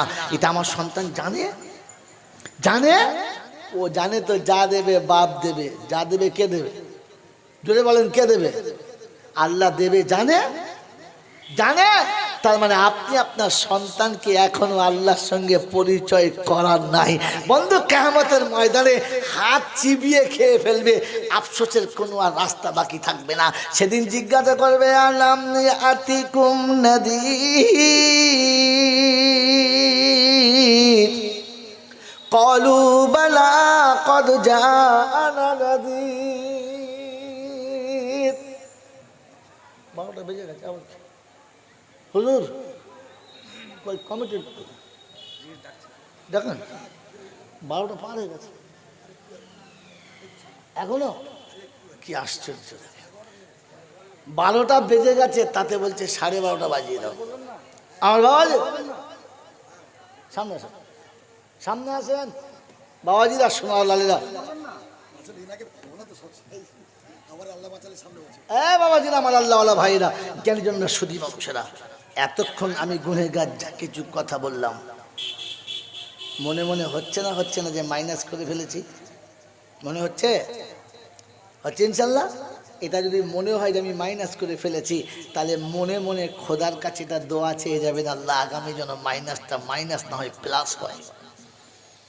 আমি যেন আমাকে আমার জায়গাতে দাঁড় করাতে পারি। আমার আল্লাহ আমাকে যে জায়গায় দাঁড় করাচ্ছিল, তাই শেষ কথা বলে দিয়ে যাচ্ছি, বন্ধু আমরা সকলে জান্নাতে যেতে চাই, হ্যাঁ না না? আল্লাহ জান্নাতে দিতে চায়, আর আমরাও যেতে চাই। কার কার যাওয়ার ইচ্ছা আছে? এবার দেখি যারা পালিয়ে গেছে জান্নাতে যাওয়ার কথা বলে, তারা তো পালিয়ে গেছে, বদনসিব পোড়া কপাল যারা চলে গেছে তারা। বন্ধু বলেন কে কে জান্নাতে যেতে চাই? সবাই যেতে চাই, আলহামদুলিল্লাহ যেতে চাই। বলেন তো জান্নাতে যাওয়ার প্রথম রাস্তা কি? বলছে নামাজ। জান্নাতে যাওয়ার প্রথম রাস্তা কি? আল্লাহর নবী বলেছেন, আল্লাহ বলেছেন, দুজন মিলে বলেছেন, আল জান্নাতু তাহতা কাদামাইহি আবুহু ওয়া উম্মুহু। আমি রাসূল বলছি তোমার জান্নাত তোমার আব্বা মায়ের পায়ের তলায়। অতএব আব্বা মায়ের পায়ের তলাতে যারা জান্নাতের ভিতরে আছে, যদি বলেন তারা, আর আব্বা মাকে পায়ের তলায় সরিয়ে দিয়েছে যারা, জাহান্নামের দিকে আগিয়ে গেছে তারা। এবারে বসে বসে ভাবি আমি কে আর আমরা কারা? আব্বা মায়ের পায়ের তলায় আছি তো না 5 তলায় ঠেলে দিয়েছি? জান্নাতে যাবে না? জান্নাতে যাবে তুমি? কোন কোন কোন কোম্পানি তোমাকে বলেছে, কোন হারামখোর তোমাকে বলেছে তুমি জান্নাতে যাবে? তোমার জান্নাত তো তোমার ঘরের ভিতরে ছিল। বলেন না মা বাপের পায়ের তলাতে আছেন, না মা বাপকে তলা থেকে সরিয়ে দিয়েছেন? বন্ধু মা বাপ বুড়ো বয়সে রান্না করে খায়, আর এ শালা আবার 4 মাসের জামাতে যায়। তোর ঝাঁটা মায় না মাথায়? তোর মাথায় ঝাঁটা মায় নাই? শাইতানে পেচ্ছাপ করছে মুখে, বুঝতে পারি নাই? আল্লাহর নবী যুদ্ধে যাওয়ার আগে জিজ্ঞাসা করেছে, ঘরে বৃদ্ধা পিতামাতা আছে? বললে হ্যাঁ। বলে যুদ্ধ বাদ দাও, আগে মা বাপের সেবা করো, পরে যাবে, মায়ের অনুমতি নিয়ে যাবে। হ্যাঁ, পাড়ার জিম্মেদার সেজে বসে আছে, খচ্চরের আড়গাড়ি কোথাকার। আল্লাহ পাক শোনাচ্ছে, আপনি জান্নাতি হতে হলে মায়ের পায়ের তলাতে আসুন, মায়ের পায়ের তলাতে আসুন। কারণ কোরআন শুনছে আমার ফায়সালা, কোরআন বলছে, আল্লাহ বলছে আমার ফায়সালা, ইবাদত আমার কাছে করবি, মাথা আমার কাছে নামাবি, আর পায়ের তলায় বাপের কাছে বসবি। যদি মানুষ হয়ে মরতে চাস, জান্নাতে যেতে চাস, ওয়াকাদা রব্বুকা আল্লাহ তা'বুদু ইল্লা ইয়্যা ওয়া বিল ওয়ালিদাইনি ইহসানা। ঠান্ডা কথা বাপের সাথে বলবি, মিষ্টি কথা বাপের সাথে বলবি, সালাম আব্বাকে দিবি, সালাম মাকে দিবি। আর আব্বা মাকে ওয়াহফিজ লাহুমা জানাহা যুল্লি মিনার রাহমা, আব্বা মাকে একটু ভালোবেসে দুমুঠো খাওয়াবি। বলেন আব্বা মাকে ভাত খাওয়াই? হ্যাঁ, ঢালাও না পারলে পালা করে। বাপের ভাত দেয় আবার পালা করে, মার পালা করে কবরে চলে, পালা করে মার পালা চলে কবরে। হ্যাঁ, আব্বা মাকে ভাত ঢালাও, খাওয়াও না পালা করে, পালা করে এক সপ্তাহ না। ফেরেশতা বলে ঠিক আছে কবরে চ, আমরাও সপ্তাহ সপ্তাহে মারের ডিজাইন পাল্টাবো, পালা করে মারবো। বোকা কোথায়, মাকে ভাত দাও পালা করে, আব্বাকে ভাত খাও পালা করে। মুসলমানের ছেলে, তোমাকে মানুষ বলা চলে? ভাবে নিজেকে জিজ্ঞাসা করে আমি মানুষ কিনা। আমার বন্ধু, আব্বা আমাকে ভাত দিচ্ছ পালা করে, বা যারা পালা করে ভাত দিচ্ছ, এরকম দুটো ছেলে হাত তুলে দেখাও যে আমরা আব্বা আমাকে ভাত দিই। একটাও নাই। হ্যাঁ, আব্বা আমাকে ভাত দেওয়া ছেলে একটাও নাই। আস্তাগফিরুল্লাহ, আস্তাগফিরুল্লাহ। আব্বা মাকে ভাত দেবার ছেলে একটাও নাই। হ্যাঁ, খই আমার লোকেরা খই মেরে দিবে আপনাদের, তৈরি হয়। আর যদি বলেন আমি খাওয়াই, তো বলেন আব্বা মাকে ভাত খাওয়ানো কার কাছে শিখেছেন? খোদার কসম করে বলছি, হাতে সময় শেষ দিকে চলে এসছে।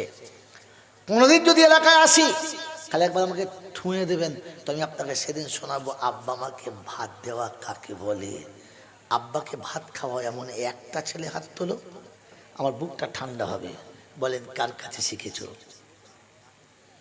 দুমুঠো সাদা ভাত, এক পেয়ালা গরুর গোশ, একটা ডিম সিদ্ধ, এক গ্লাস ঠান্ডা পানি আব্বার সামনে রেখে, একটু সবজির তরকারি, একটু মাছের ঝোল চারিদিকে পাতে দিয়ে আব্বা আব্বা খেয়ে নেন।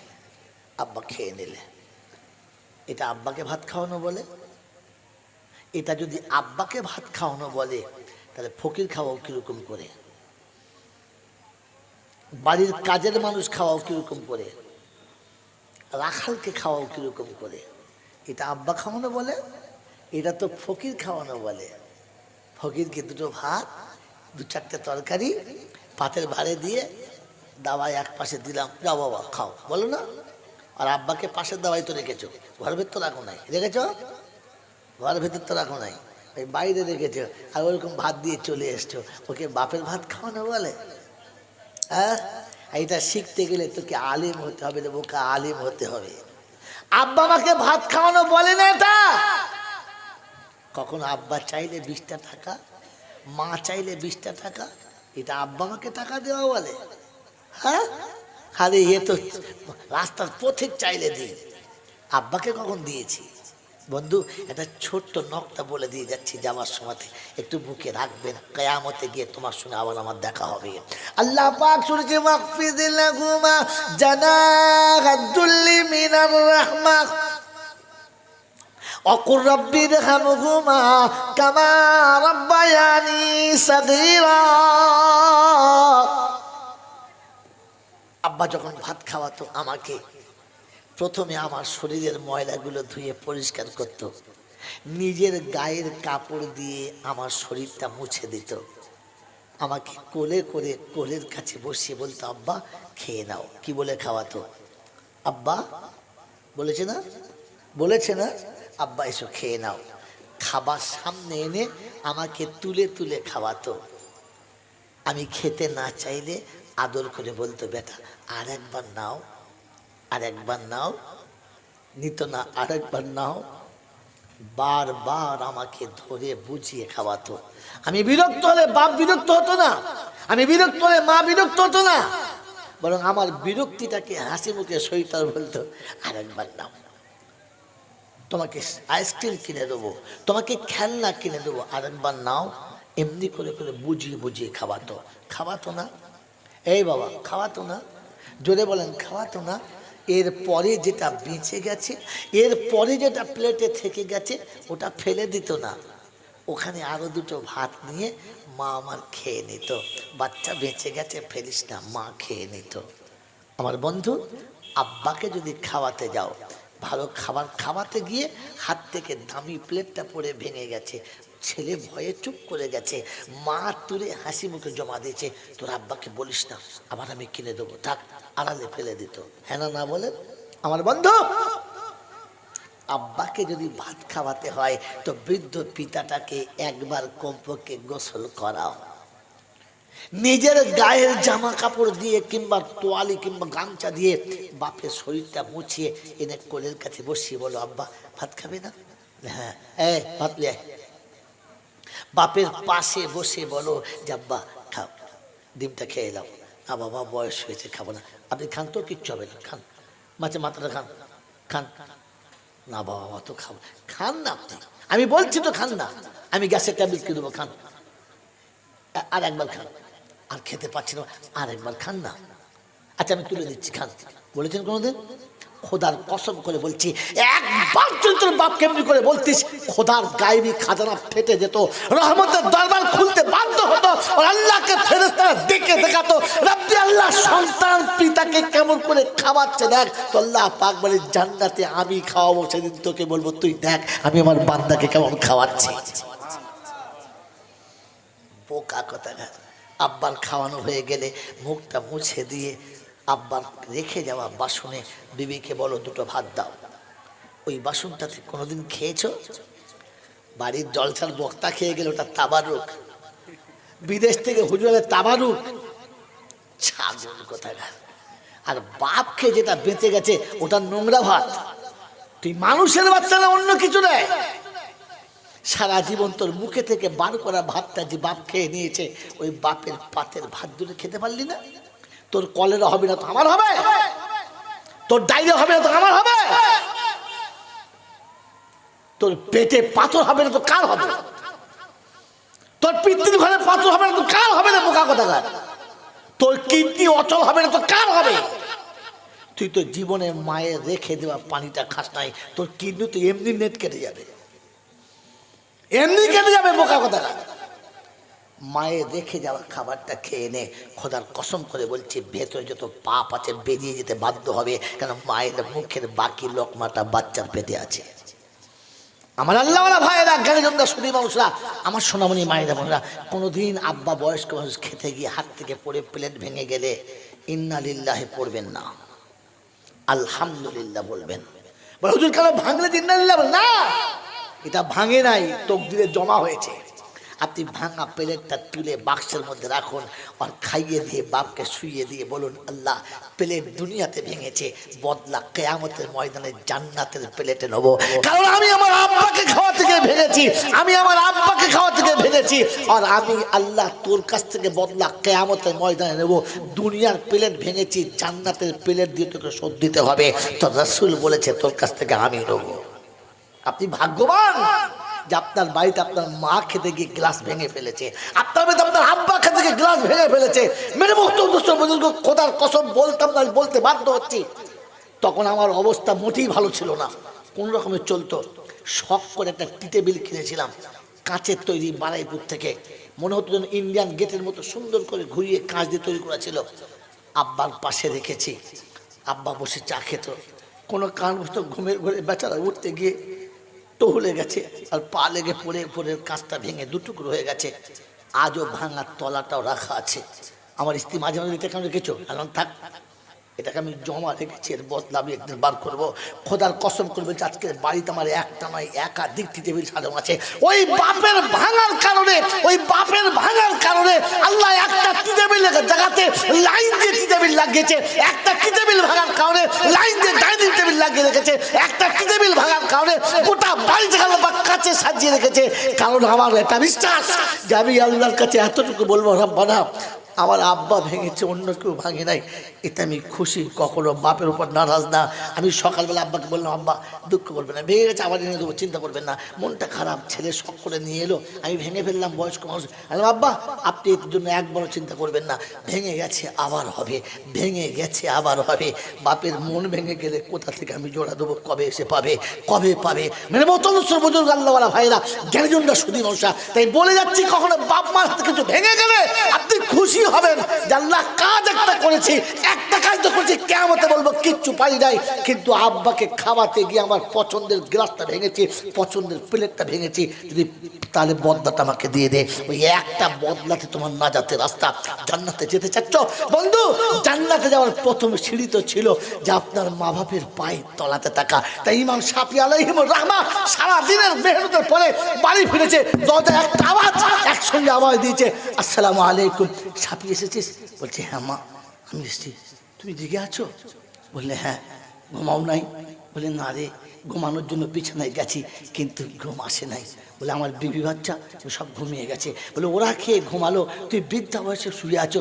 বলছে বাপ তুই আমার কলিজার টুকরা, রক্তের সম্পর্কের, তাই তুই যতক্ষণ বাড়ি ফিরিস না আমি কি করে ঘুমাই বল?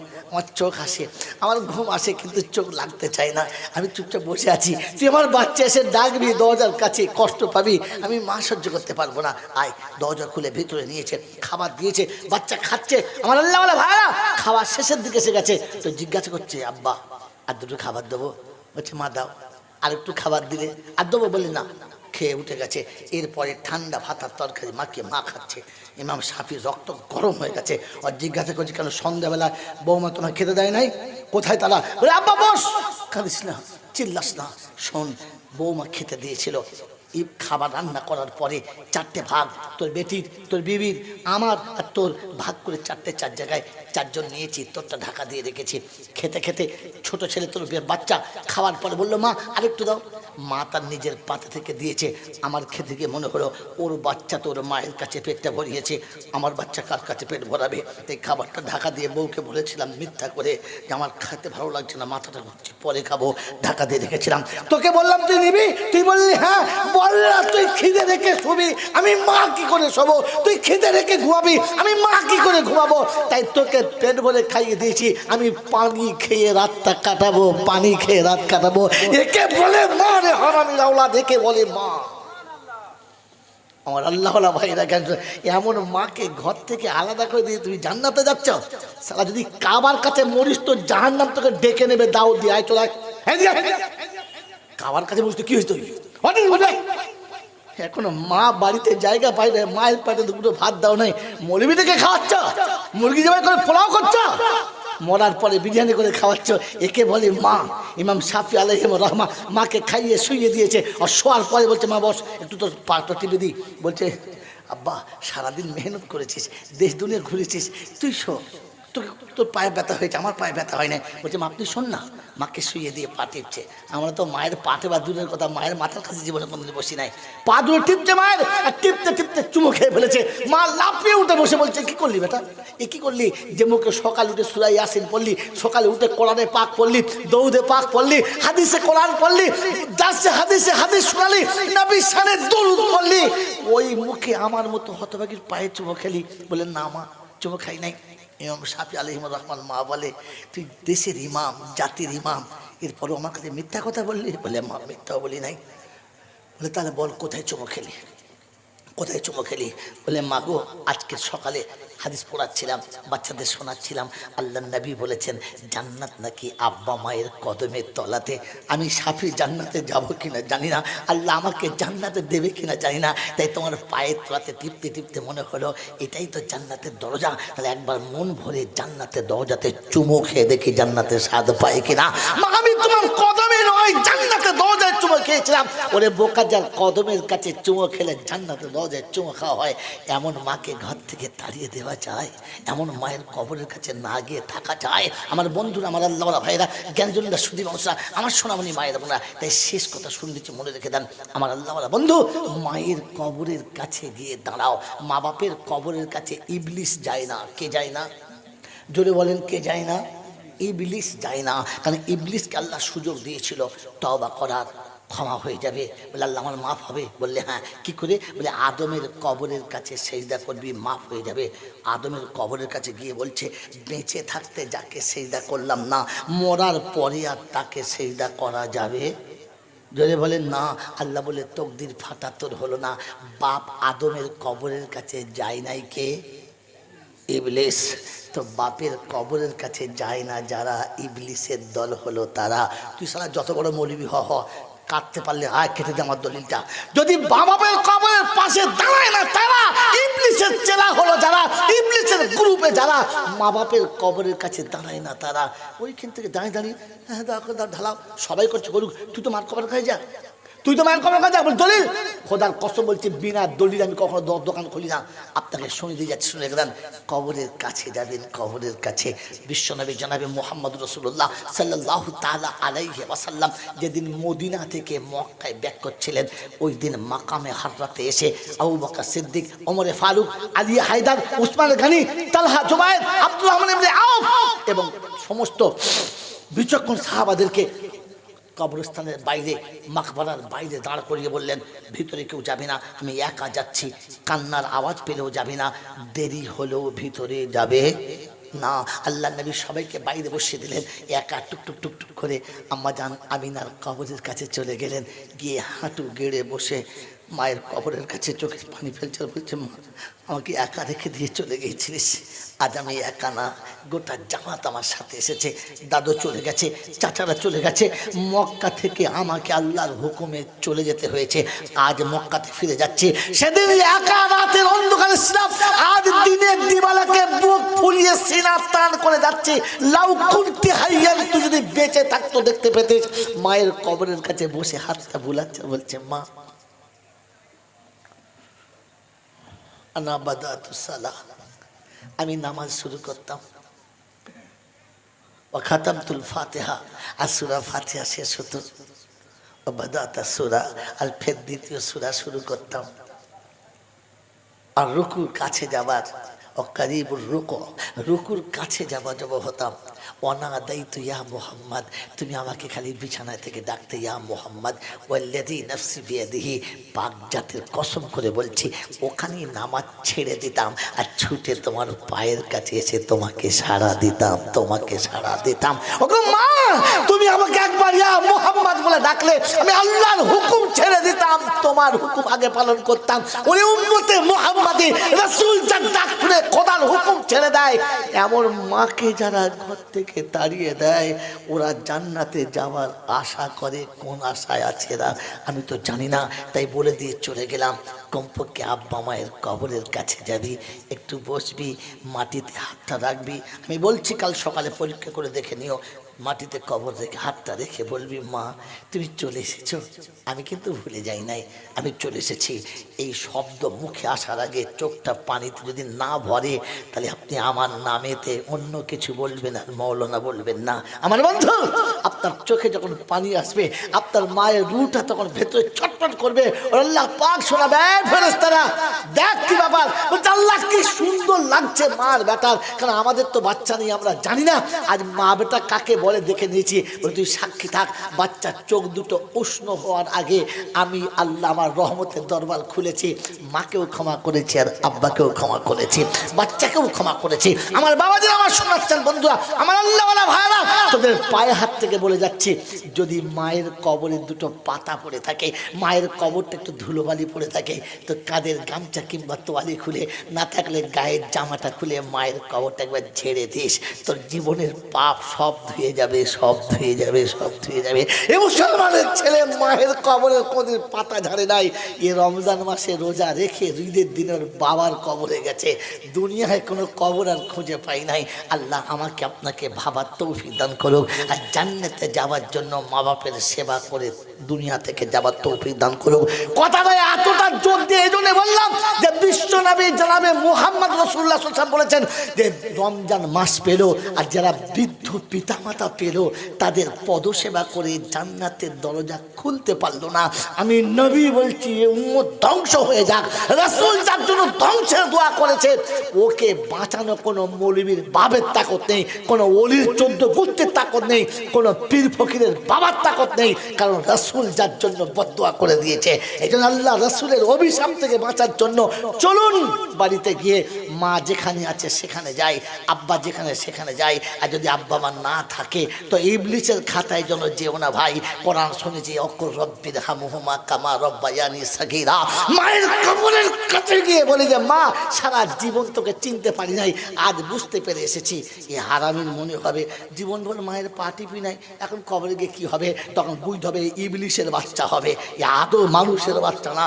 ইবলিস এটাই বলেছিল যে জীবনে যাকে সেজদা করলাম না মরার পরও তার সেজদা করবো না, আপনি ইবলিসের তৈরি। তাই মনে হলো জীবনে মাকে যখন সেবা করলাম না কবরে গিয়ে কি হবে? না, উম্মত তোমার জন্য অফার ছিল, তুমি মায়ের কবরের কাছে যাবে, তোমার ভুলটা তোমার মা ক্ষমা করবে, আর তার আগে তোমার আল্লাহ ক্ষমা করে দুজনকেই পাস করে দেবে। এজন্য মেনে মোহতারাম বুজুর্গ, পৃথিবীর সব কাজ সবাইকে দিয়ে করাবো, মা বাপের জিয়ারত নিজে গিয়ে করবে ইনশাআল্লাহ। আল্লাহ আমাদের সকলকে মানুষ হয়ে বেঁচে থাকার আর মানুষ হয়ে কবরে যাওয়ার এই কথাগুলো শোনার পরে যদি বুঝে আসে তবে মানুষ, তা নাহলে না বুঝে আসলে আপনি মরার সময় জানোয়ারের খাতায় মরেছেন, আপনার কলেমাতে কিচ্ছু হবে না, আপনার বদরে কিচ্ছু হবে না, আপনার কলমা খাইতে কিচ্ছু হবে না। ওটা ভুল ধারণা, ওটা আপনি ফালতু একটা ধারণা করে বসে আছেন, কারণ আপনি মানুষ হয়ে কবরে যেতে পারলেন না, বুঝতে পারলেন না কোনটা ভালো আর কোনটা মন্দ। আল্লাহ আপনাকে আমাকে ভালো মন্দ বোঝার আর মানুষ হয়ে কবরে যাওয়ার তৌফিক দান করুক, বলুন আমিন। ওয়া আখির দাওয়ানা আনিল হামদুলিল্লাহি রাব্বিল আলামিন। বিশ্বনবী তার মাকে কত আদর করে সম্বোধন দিয়েছে, মনে রেখে দেন। একবার মুহাব্বতের দরুদ শরীফ পড়ুন, আল্লাহুম্মা সাল্লি আলা সাইয়্যিদিনা মাওলানা মুহাম্মদ ওয়া আলা আলি সাইয়্যিদিনা মাওলানা মুহাম্মদ। যখন সন্ধ্যা হলো দিন ফুরালো, তুমি কেন নিতে এলে না মাগো, তুমি কেন নিতে এলে না? যখন সন্ধ্যা হলো দিন ফুরালো, তুমি কেন নিতে এলে না মাগো, তুমি কেন নিতে এলো না? সকলেরই পিতা আছে, সবাইকে ডাকে এসে, আমার পিতা কেন আমায় ডাকে না? কেন তুমি নিতে এলে না মাগো, কেন তুমি নিতে এলে না? যখন প্রভাত হলো আলো এলো, কেন আমাকে আব্বা ডেকে তোলে না? যখন প্রভাত হলো আলো এলো, কেন মোরে আব্বা ডেকে তোলে না? সবার আদরে সবাই থাকে বেভর হয়ে, আমি কেন আব্বা খুঁজে পাই না? তুমি কেন নিতে এলে না মাগো, তুমি কেন নিতে এলে না? মক্কার মরুভূমির উপরে আল্লাহর নবী খেলছে, সন্ধ্যা হয়ে গেছে, সবার অভিভাবক দেখেছে, রাসূলকে কেউ ডাকে নাই, চুপচাপ বসে আছে। আম্মাজান আমিনা উদ্বিগ্ন হয়ে গেছে, পাগলের মতো ছুটে যাচ্ছে, আইনা মুহাম্মদ, আমার মুহাম্মদ কোথায়? ছুটে গিয়ে ডাকছে আ মুহাম্মদ, তো আওয়াজ দিচ্ছে তুমি কেন নিতে এলে না মা? সন্ধ্যা হলো, সবার পিতা এলো, অভিভাবক এলো, একটা একটা করে দেখে নিল, তুমি এলে না মা, আমার আব্বা কেন আসে নাই? তারিখ বড় করুন, জীবনে কখনো যদি আবার দেখা হয় সেদিন শোনাবো। আজকের এই পর্যন্ত। আল্লাহ আমাকে ক্ষমা করুক, আপনাকেও ক্ষমা করুক।